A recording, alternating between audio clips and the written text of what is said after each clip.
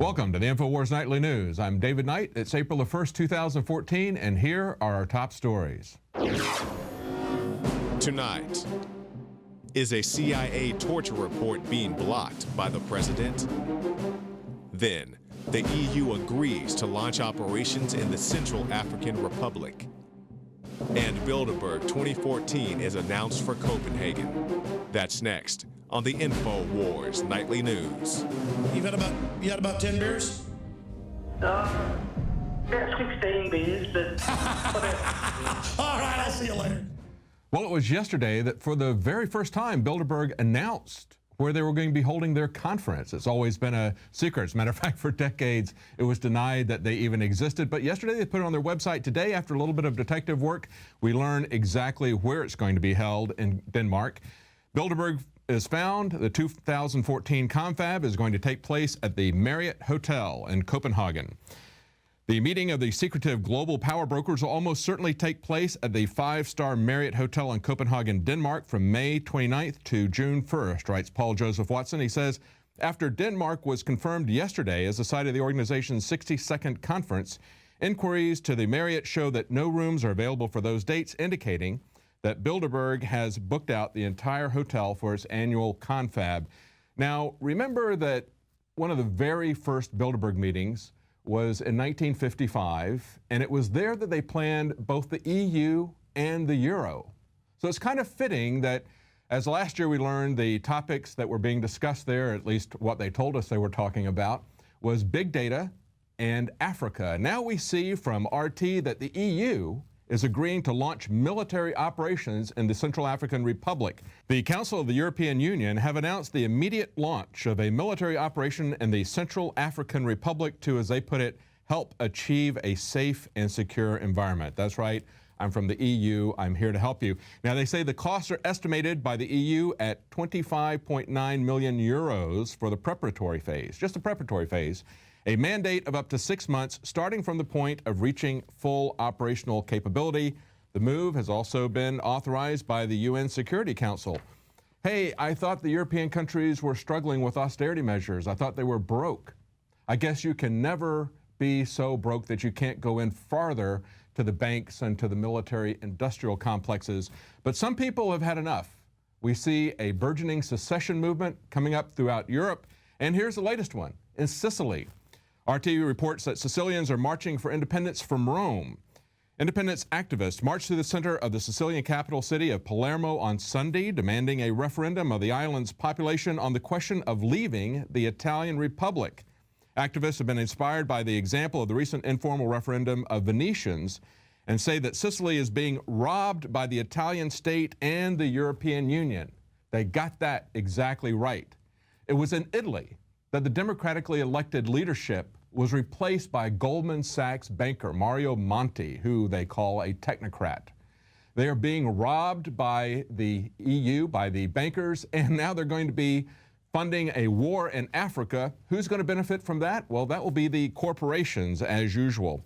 Now, it's not just in Europe, it's not just in Africa. We see that many places, tyrants, of course, are always using war to scare the population and to control it. And we see that actually a real hot war looks like it's on the verge in Korea. Certainly looked like it to a lot of islanders. Korea trades fire, both Koreas. Island residents are in shelters. North and South Korea fired hundreds of artillery shells into each other's waters on Monday for a flare-up of animosity that forced residents of 5 frontline South Korean islands to evacuate to shelters for several hours, say officials from South Korea. The exchange of fire into the Yellow Sea followed Pyongyang's sudden announcement that it would conduct live fire drills in 7 areas north of Korea's disputed maritime boundary. Now, no shells from either side were fired at any land or military installations, but Kim called the North's artillery firing a provocation aimed at testing Seoul's security posture. Well, back in the U.S., the Washington Times reports that the Benghazi account that we were given was very misleading, according to a CIA officer. Before the Obama administration gave an inaccurate narrative on national television that the Benghazi attacks grew out of an anti-American protest, actually a protest of a third-rate movie, The CIA station chief in Libya pointedly told his superiors in Washington that no such demonstrations occurred. Documents and interviews with current and former intelligence officials show that the attack was not an escalation of protests. The station chief wrote to then Deputy CIA Director Michael Morrell in an email dated September the 15th, 2012, a full day before the White House sent Susan Rice to several Sunday talk shows to put out talking points claiming that the Benghazi attack was a protest over that anti-Islam video. It was absolutely an absurd narrative, but that's not the only place where they've been misleading us. They've also been misleading us about the interrogations that the CIA has conducted over many, many years. Now, there was a 6,000-page report that was produced, and it's been sitting, waiting to be discussed, waiting to be revealed for over a year. And you may remember that as we were waiting for that, the Senate Intelligence Committee was outraged just a couple of weeks ago to find that their staffers, as well as senators on that committee, were being watched by the government, by the CIA. Imagine that. Imagine that. So the people like Dianne Feinstein, who have been excusing the NSA's behavior, got very upset when the CIA did the same thing to them. So they have now released that 6,000-page report. Now, we told you about this back in December, that it had been sitting around for about a year. In this article, we said that it cost $40 million to produce this report, and of course, it had been sitting around for a year. This is what they're saying now. The CIA described its program repeatedly to the Department of Justice and Congress as getting unique, otherwise unobtainable intelligence that helped to disrupt terrorist plots and save thousands of lives. But actually what it revealed, they say, was excruciating interrogation methods that yielded little, if any, significant intelligence. Now, they do say this, and this is pretty amazing. They say it was a damning disclosure of sprawling network of secret detention sites known as black sites that was dismantled by Obama in 2009. Remember, this is coming from the Washington Post. I don't think he stopped rendition. Do you remember the NDAA? Why would he stop rendition and then put in the NDAA, where you can be indefinitely detained without trial by the U.S. military and shipped anywhere they wish?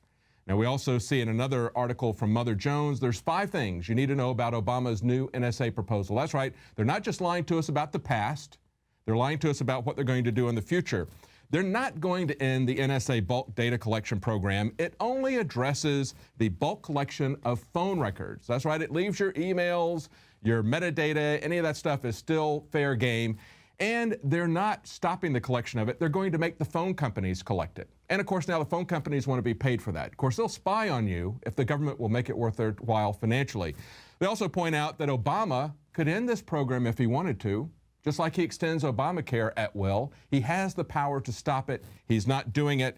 And of course, there's this bill that was put out last week by Mike Rogers and Dutch Ruppersberger, a Democrat and a Republican, and they want to go even a little bit further than Obama's proposal. They want to take out any judicial review of this data collection that's going to now be privatized. That's right, we have a fascist state. Let's make it really fascist. Let's let the corporations do it for the government and just work collectively with them. While Dianne Feinstein in the Senate is a little bit angry about the fact that they got spied on and they're pushing back a little bit, the House Intelligence Committee and Mike Rogers just can't do enough for the police state. Well, coming up after the break, we have another way that they control us, and that's through political correctness. And Leanne McAdoo has a report on that. And then I have an interview with Patrick Hawley of the Daily Caller. We're going to talk about all the tough talk from Congress about the IRS scandal and why they won't do anything about it. Stay tuned.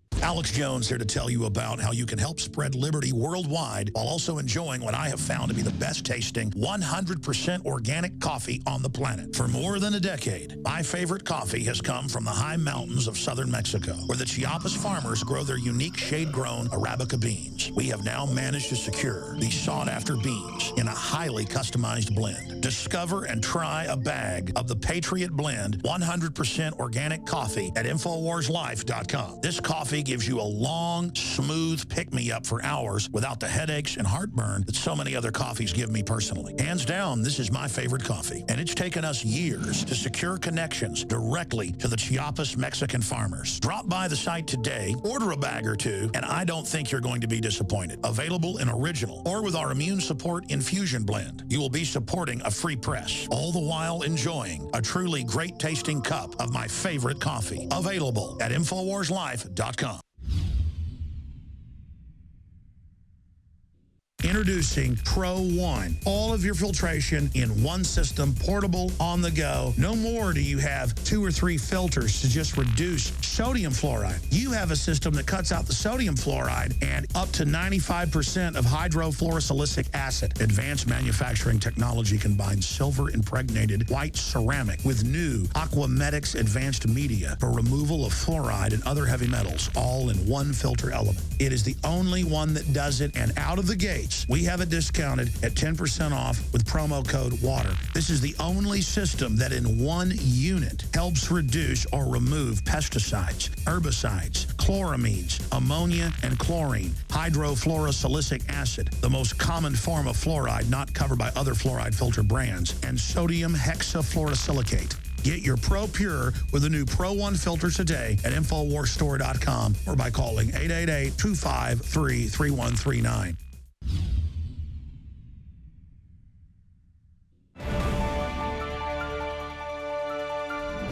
I'm out here on UT campus today to find out if banning the word bossy is an effective way to make sure girls can be all they can be, or is that simply just a mere way of policing thought, and in fact, girls might be a little stronger than that, than to allow one word to derail their hopes of leadership.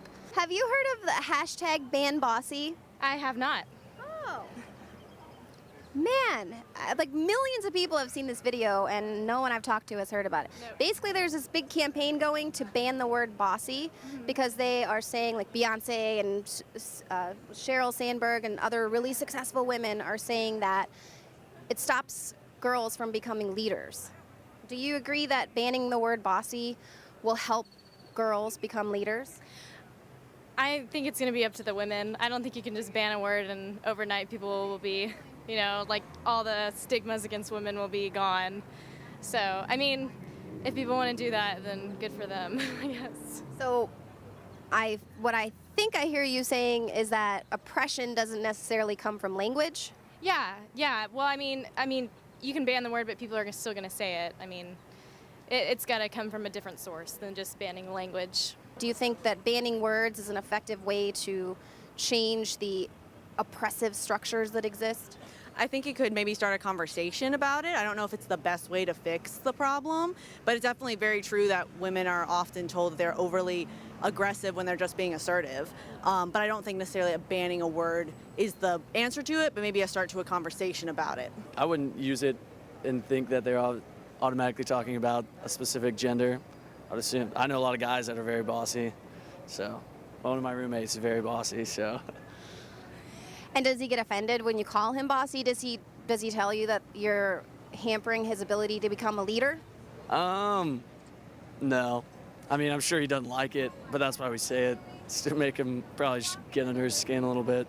I don't think bossy is like the word they should ban. I think there's another like B word that should be banned, not bossy. So that was what I was saying, because Beyonce is like the big face of this program, and her husband has used that other B word at least 1,000 times in his.